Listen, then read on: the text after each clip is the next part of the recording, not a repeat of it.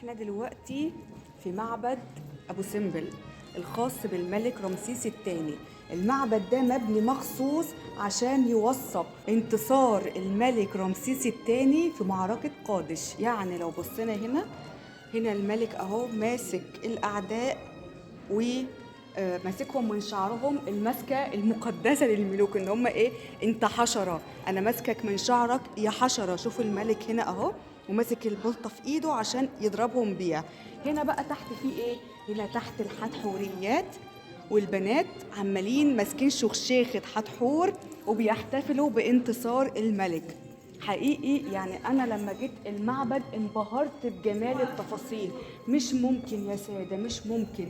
يعني مثلا بصوا، دول ناس من سكان آسيا، من الناس اللي اتهزموا هنا واقفين بيتذللوا للمصريين عشان يسيبوهم تاني ويمشوا. هنا شوفوا المصريين برضو بيضربوهم بالعصيان، اللي هو انتوا يا حشرة ايه اللي جابكوا عندنا من الاول اصلا؟ عايزين تحتلونا؟ حاشا وماشا. طبعا هنا كمان شوية تفاصيل رائعة. هنا الملك بيقدم طبعا القرابين لموت الإلهة موت. وهنا عايزة أقول لكم على حاجة، الملك دايما بيصور نفسه حجمه أكبر من الناس العادية عشان هو ذو مكانة عالية. هنا الملك وهنا الناس العادية قدامه حجمهم صغير. ليه؟ عشان هو ده الحجم بتاعهم بالنسبة للملك. جماعة أنا منبهرة، أنا هنا في المعبد منبهرة. كمية التفاصيل لا حصر لها حقيقي. تحيا مصر وحضارتنا العظيمة اللي لازم ننبهر بيها دايما.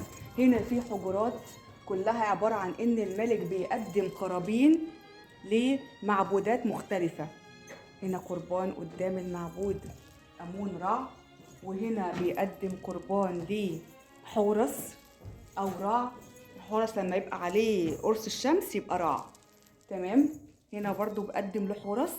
هنا بقى قصدي هنا أمون رع قصدي سوري. هنا بقى بيقدم لمين؟ لحورس. حورس وهو لابس التاج المزدوج. أنا منبهرة.